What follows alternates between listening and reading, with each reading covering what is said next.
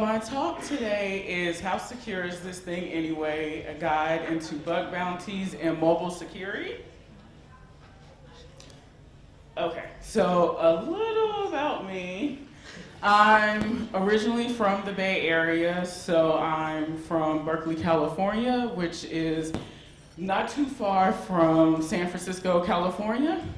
And I currently reside in Charlotte, North Carolina. I've been there for the past 10 years. I work as a penetration tester with a focus on AppSec, and I've always been interested in mobile and decided to take the plunge this year, at the beginning of this year. And you can find me on Twitter at @thefluffy007. The goal of this presentation is I want everyone to become empowered to start your journey into bug bounties if you so desire. So just to give, just to give a little background on this here, I jumped in the beginning of this year and I participated in a bug bounty weekend group with HackerOne, and I had that expression the whole weekend. It was like, what did I get myself into? Why? So, but I learned a lot, and I found that with most people, they have that same expression as well.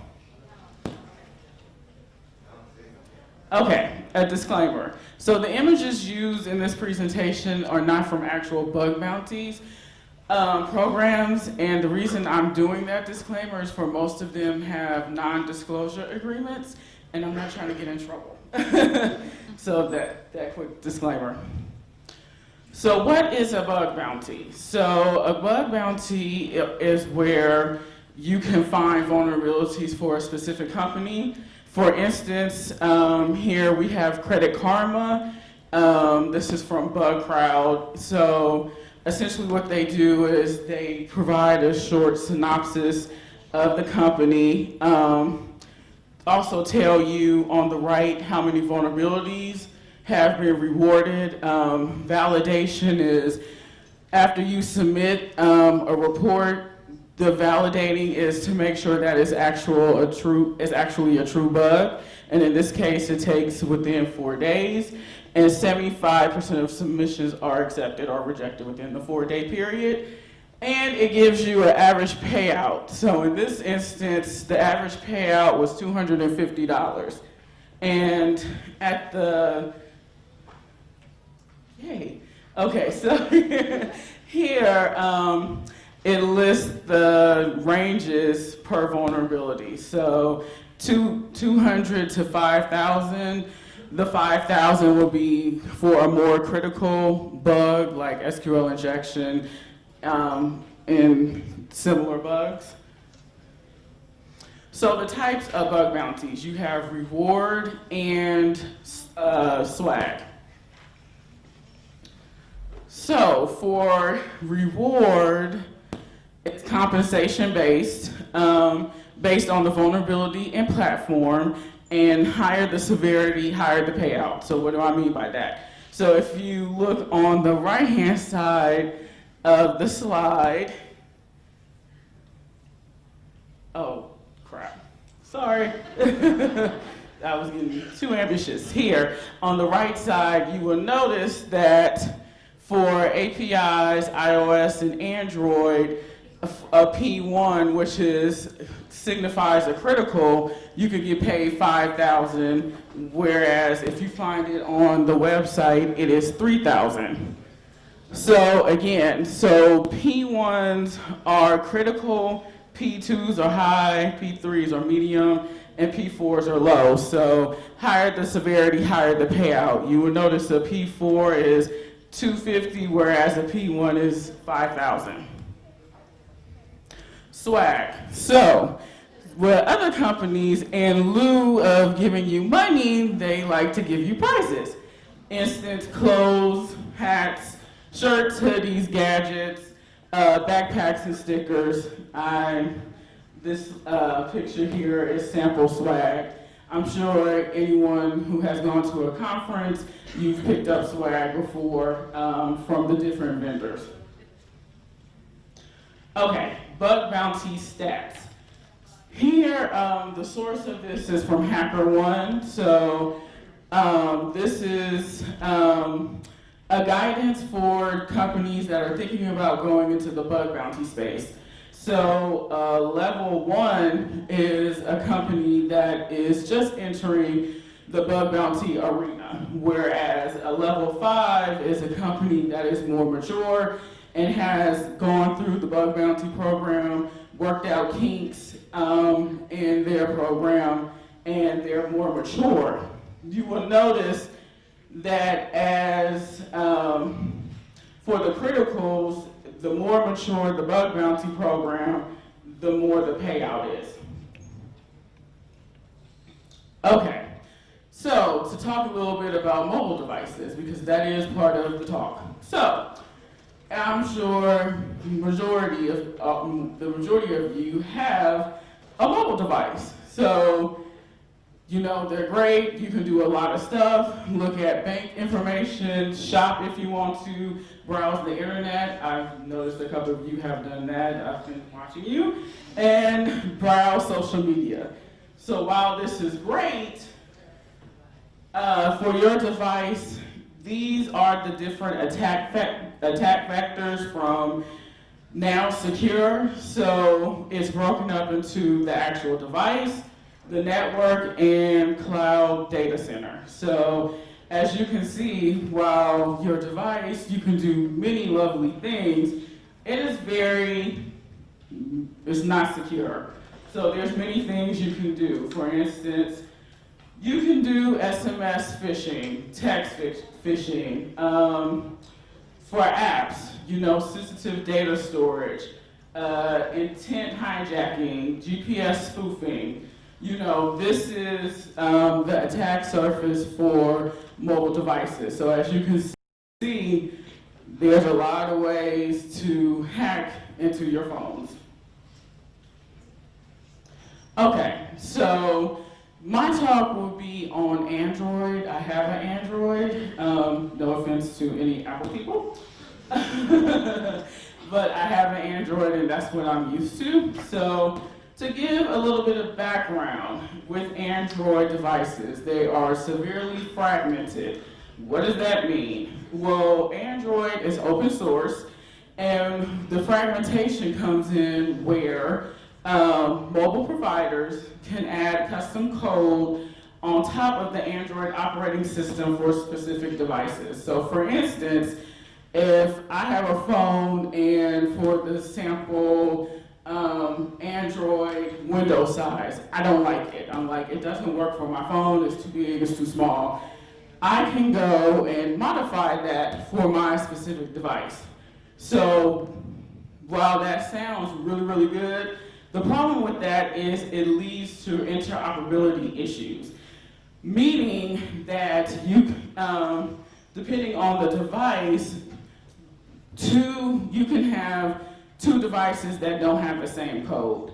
And that comes into play when you do bug bounties, because you realize, hey, while you know the Galaxy S8 is secure, the S6 might not be, or S7. So to give a little bit about Android security, it is based on the Linux kernel. It provides the following security features: a user-based permission model, process isolation, and the ability to remove unnecessary and potentially insecure parts of the kernel. So, application sandboxing. So, how this works is you can isolate apps from each other. It assigns a unique user ID to each Android application and runs that in its own process. Uses this UID to set up the kernel level application sandbox. The kernel enforces security between the apps and system at the process level. through user and group IDs that are assigned to apps. By default, apps can interact with each other and have limited access to the operating system. Application signing. So this allows developers to identify the author of the application. It provides a more streamlined process to update the application. Every application that runs on the Android platform must be signed by the developer.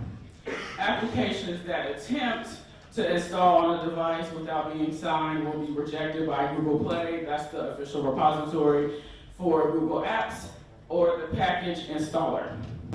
Application signing is the first step to placing an application in the application sandbox. Signing defines the user ID that is associated with the application, and different applications run with different user IDs. So, let's talk about the importance of rooting a device. So, Android only allows a small subset of applications to run with root permissions.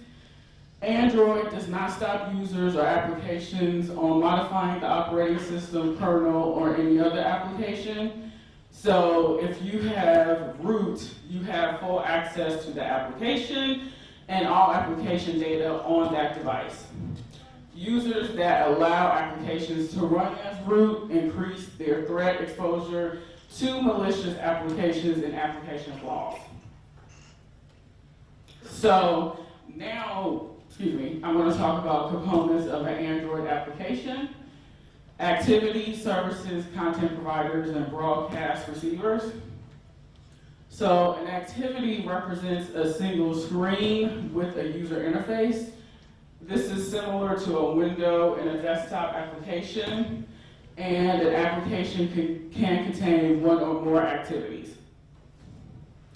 A service is a general purpose entry point for keeping an application running in the background. This does not use doesn't need a user interface, performs long-running operations, or performs work remote processes. So for instance, examples: internet downloads and data processing. Then you have content providers, which supplies data from one application to others on request, centralized content in one place, and allows different applications to access it. So a common example of this will be like a database. Broadcast receivers responds to system-wide broadcast announcements. These messages are called events or intents.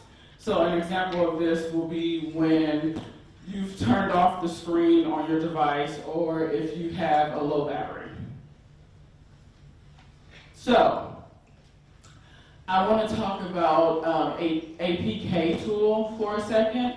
So it's a tool that allows you to reverse engineer third-party apps, can decode resources close to original form. You can rebuild the application after modification. So for instance, you can decompile the application, make changes, and then recompile with your changes to see if it's there. So after decompiling the APK, you'll have the following folders: Smalley, Res, MetaInf, and the file AndroidManifest.xml. So for Smalley, you could think of this as assembly language used by the Android Dalvik virtual machine. It decompiles through a DEX file, and is used for low-level inspection, of Android app content. So, I like to think of it as assembly. Most people don't look at the Smalley. Android is based on, you build it with Java, coded with Java, so most people would just look at the Java source code. But other people who are very ambitious, they might like to look at the Smalley to figure out the logic of the application. So, Res. This is a folder for additional files and static content.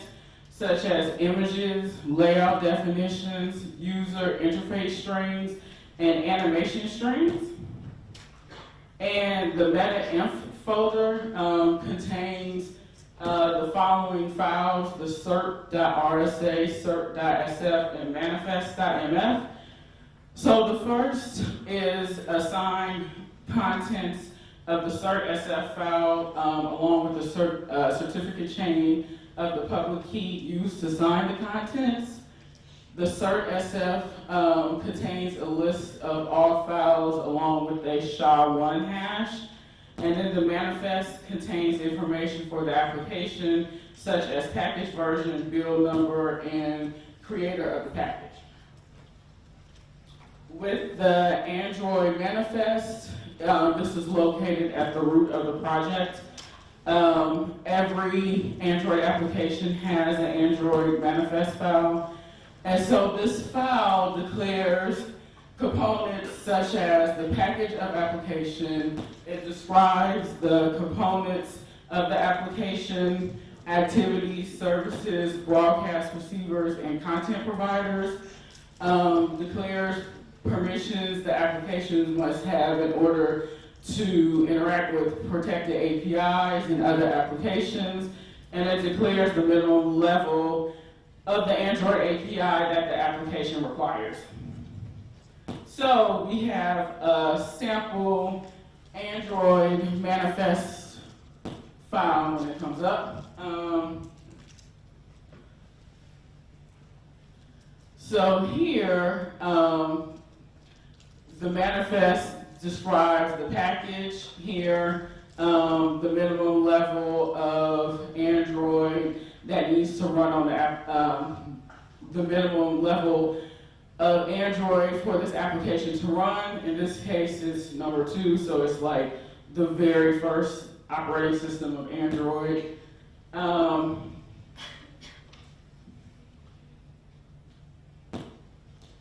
Also, the activity is defined here. Okay. We have intents here, along with actions and categories. So to switch back to Bug Bounties for a second. So it's like, okay, I want to do Bug Bounties. I think I want to do Android. I found an app. I think I found a vulnerability. No, I found an, you want to do Android, and now it's like, I need to find a target. So how do I go about this? The reason why I specified Android is because, again, it's an open source platform, and it's a lower entry to barrier as opposed to the iOS. With the iOS, that code is proprietary and it belongs to Apple. So not saying that you cannot do bug bounties with iOSs, it's just a little harder. So you might be thinking, okay, why hunt? So there are multiple programs ranging from different sizes, from small to large. Sample programs you have are from the Department of Defense, Apple, and Facebook. And so when getting started with bug bounties, I tell people to focus on programs that are small. So, and the reason for that is because most people are going after the bigger, sexier platforms, and that's great, but you might get very frustrated because with those bigger platforms, you might not find vulnerabilities easier, or you might find something and someone already claimed it. So possibly more vulnerabilities to find, and then you can use the smaller bug bounty programs as practice to move on to the bigger, sexier programs.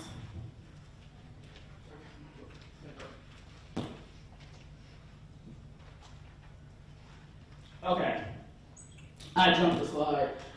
So now you found your target, and you're like, oh my God, I found a bug. Now I need to, claim it. So I would say reporting is probably the most important part of the bug bounty process. And the reason I say that is because there are a lot of people who found really sexy, vulnerabilities, but they didn't convey it in the proper way, and the company was like, not a bug. So, when composing your report, you should be thinking about business impact to the company. Meaning, okay, if an attacker was able to find this, what can they do? Can they, steal all of your data? What's the impact? Is it a loss of reputation? You need to think in the terms of the client, the business. And when you think of that, most times your report will be accepted. Also, if you find, you submit your really good report and you get a response and it's like, hey, it's a duplicate. Someone, found this before you did. Don't be discouraged. That just shows that you're on the right track. So, keep going. Someone just beat you first. When, doing bug bounties, make sure to save notes, whether it's in a notebook or a blog, because you'll realize with different platforms, different different companies, you might have encountered a similar bug, and if you don't have notes, you have to rely, on past memory. So it's good to have notes where it's like, oh, I found a bug similar to this. Let me see what I did and modify for that new bug program. So, how to get involved with bug bounties? Read write-ups if possible. Once again, with bug bounties, there is a thing called public disclosure and non-public disclosure. So what that means is, with public disclosure, the company's like, oh yeah, write a report, how you found this bug, right? And you'll find other companies that are like, well, no, don't release how you found this. We'll pay you, but don't publicly release how you found the bug. And take the plunge into bug bounties. Two really big and common programs, Bug Crowd and HackerOne.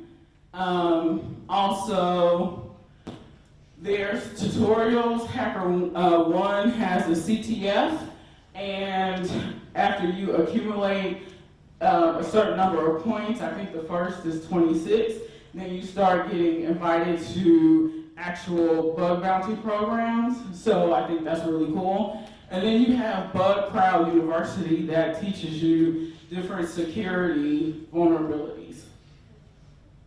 Okay, so I have a quick demo.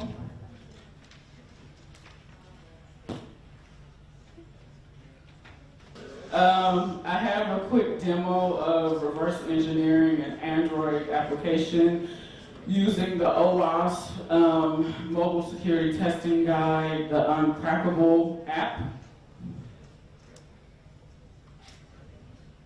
So here I'm using an Android emulator called Android x86. Most times if you're going to do Android reverse engineering with Android apps, you will really want to have the actual physical device.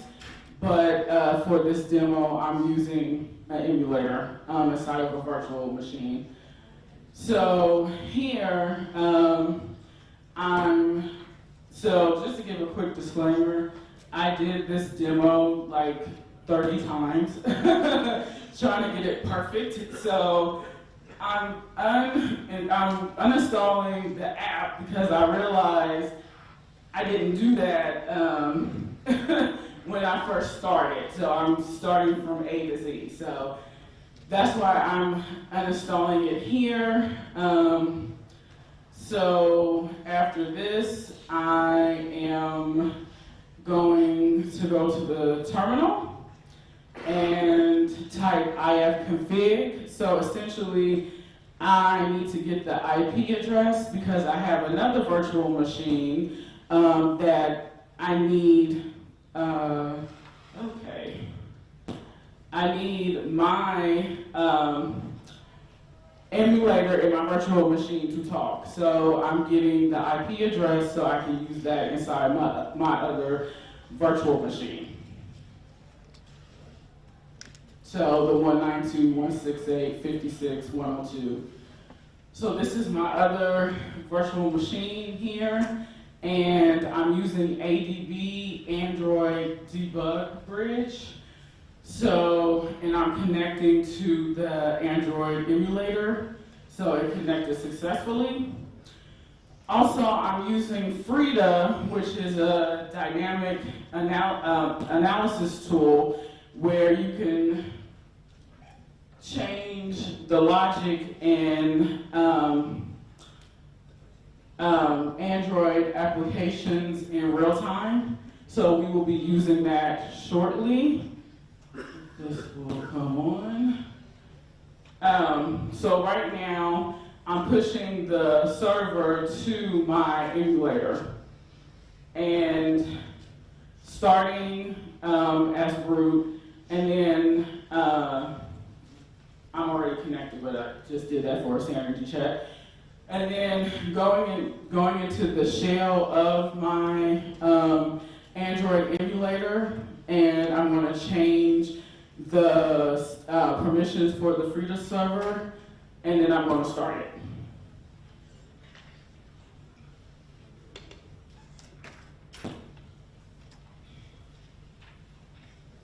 Now I'm putting the Uncrackable app on my Android emulator.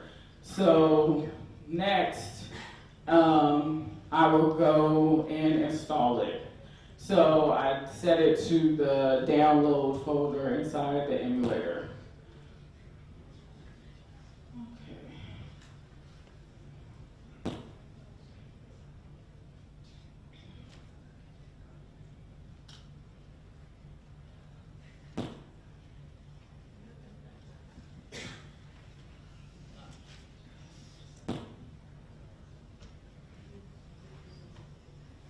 And it's saying unknown apps, are you sure you want to install because you're opening yourself up to being more vulnerable? Yes. So installing the app, now I'm going to run it and root has been detected. This is unacceptable. The app is now going to exit. So it stopped us. So next what I'm going to do is show that yes, I am connected, the emulator is connected, and then I'm going to use Frida to look for the different processes and make sure that the Uncrackable app was hooked using Frida, which it was. Now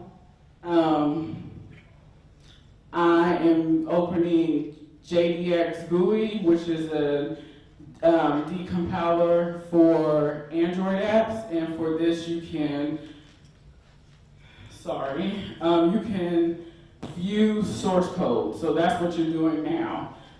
Well, you're viewing the source code for the app. So once again, this is written in Java. Just a quick note: when you decompile, you're not going to get the full Java code. What a lot of companies do is they use obfuscation. So the reason they do that is because they don't want it to where when you decompile their application, you have the keys to the kingdom and know how the application works. So what they'll do is they'll obfuscate the code and make it really hard for you to try to reverse engineer. You can reverse engineer obfuscated code. I know with Android Studio they have ProGuard, which is an obfuscation tool that you can use to de-obfuscate apps. So here we use Frida, and now we have bypassed that root has been detected. So, and I'm going to show the code in a little bit. So essentially we have bypassed that. So now we need to figure out what is the secret string. So going back to the application, we notice that there is a base 64 decode to the right, along with we're using AES cipher. So next we need to figure out the string, and we're going to use this code here to get that. So next, I'm going to run Frida again to get the secret string.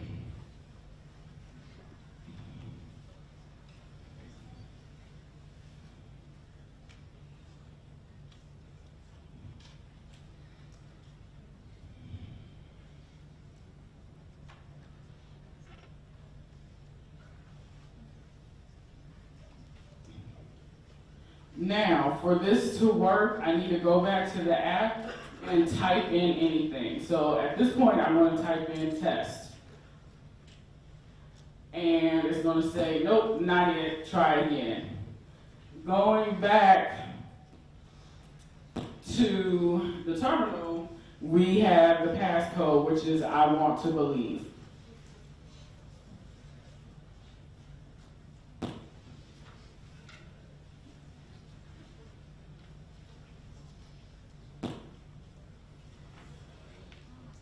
So now, success, we entered the correct secret.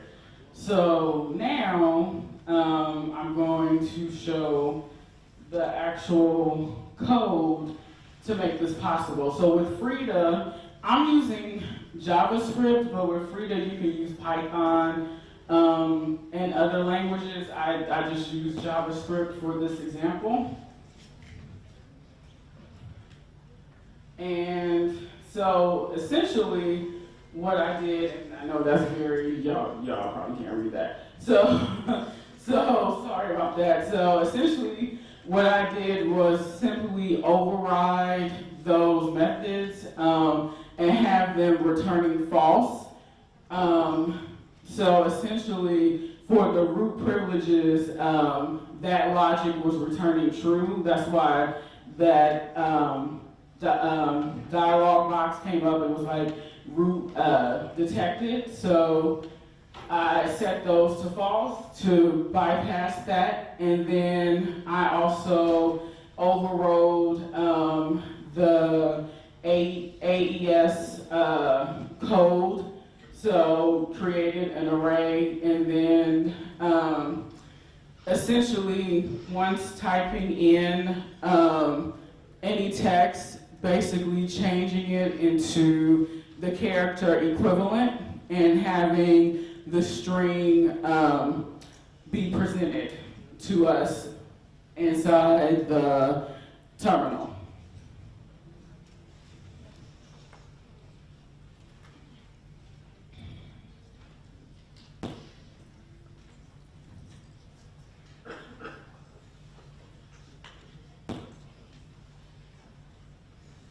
So just showing basically overriding overriding those methods.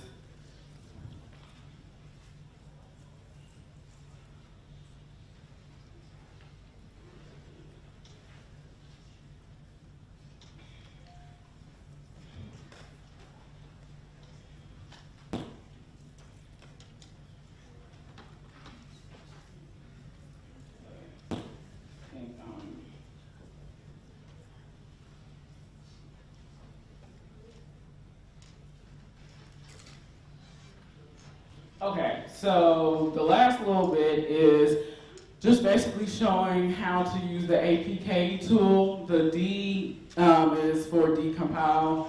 So essentially, I'm going to decompile the uncrackable level 1 application, just showing just how how you will use the APK tool, and then showing some of the folders that I talked about, Smalley, Res, and the AndroidManifest.xml.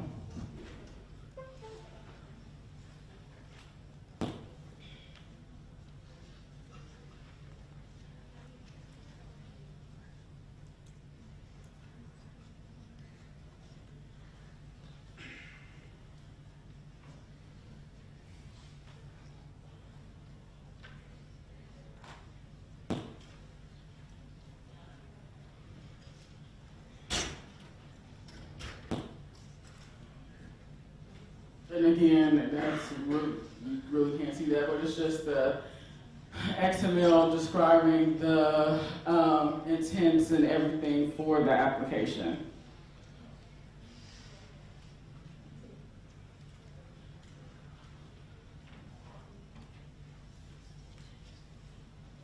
So summary, the attack vector for mobile devices, mobile apps and devices is wider. Barrier to entry is low with Android.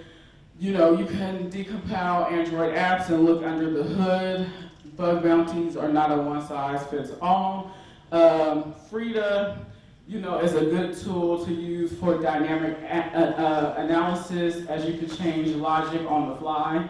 And there is no silver bullet application with mobile security.